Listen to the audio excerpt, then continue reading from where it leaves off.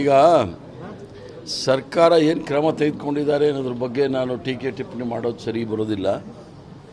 ನಾನು ಅಲ್ಲಿ ಊರಲ್ಲೂ ಇರಲಿಲ್ಲ ಮತ್ತು ಅಲ್ಲಿ ಇರಲಿಲ್ಲ. ಅಲ್ಲಿ ಹೋದ ಮೇಲೆ ನಾನು ಇದ್ರ ಬಗ್ಗೆ ವಿಚಾರ ಹೇಳ್ಬೋದು. ಅಲ್ಲಿ ನಾನು ನೆನ್ನೆನೇ ಹೇಳಿದ್ದೀನಿ, ಆಗಬಾರ್ದಾಗಿತ್ತು, ಆಗೋಗಿದೆ ಇದು. ಆದ್ದರಿಂದ ಸರ್ಕಾರ ಕ್ಯಾಬಿನೆಟ್ ಡಿಸಿಷನ್ ಅದು RCB ಮೇಲೆ, ಕರ್ನಾಟಕ ಸ್ಟೇಟ್ ಕ್ರಿಕೆಟ್ ಅಸೋಸಿಯೇಷನ್ ಮೇಲೆ ಮತ್ತು ಅವ್ರ ಮೇಲೆ ಮಾಡಿರ್ತಕ್ಕಂಥ ಕ್ರಮ ಅಂಥೇಳಿ.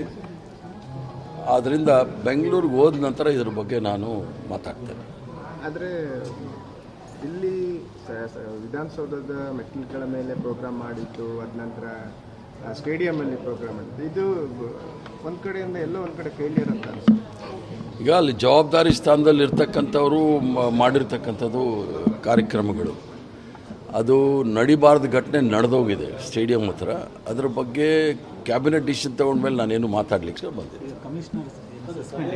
ಇತಿಹಾಸದಲ್ಲಿ ಒಂದು ಬೆಂಗಳೂರಿದ್ದು ಘಟನೆಗೆ ಸಂಬಂಧಪಟ್ಟಾಗಿ ಈಗ ಕಮಿಷನರ್ ಸೇರಿ ಕೆಲವು ಅಧಿಕಾರಿಗಳನ್ನು ಸಸ್ಪೆಂಡ್ ಮಾಡಿದ್ದಾರೆ, ಸರಿ ಅಂತ ಅನಿಸುತ್ತೆ. ಕರ್ನಾಟಕ ರಾಜ್ಯದಲ್ಲಿ ಅದರಲ್ಲೂ ಸಹ ಈ ಥರ ಒಂದು ರೀತಿಯ ಸ್ಟ್ಯಾಂಪೇಡ್ ಆಗಿರ್ತಕ್ಕಂಥದ್ದು ಇತಿಹಾಸದಲ್ಲಿ ಮೊದಲನೇ ಬಾರಿಗೆ. ಆದ್ದರಿಂದ ಕಮಿಷನರ್ ಅವರು one of the cleanest commissioner, ಅದ್ರ ಬಗ್ಗೆ ಯಾರಿಗೂ ಡೌಟ್ ಬೇಕಾಗಿಲ್ಲ. ಭ್ರಷ್ಟಾಚಾರವನ್ನು ಸಂಪೂರ್ಣವಾಗಿ ಡಿಪಾರ್ಟ್ಮೆಂಟಲ್ಲಿ ಕಮ್ಮಿ ಮಾಡಿದಂಥ ಮನುಷ್ಯ ಅವರು.